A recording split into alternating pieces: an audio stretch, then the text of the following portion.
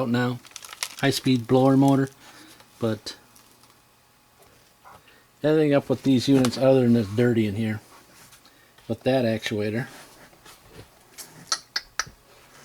And that's the heater core. We've already had that guy out. More junk.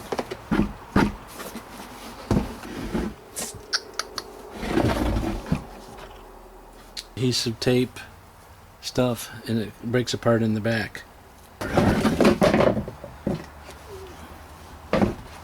This one's coming apart. I am not seeing any more. You guys seeing any more? This thing's really super light here. Super of the super. Two.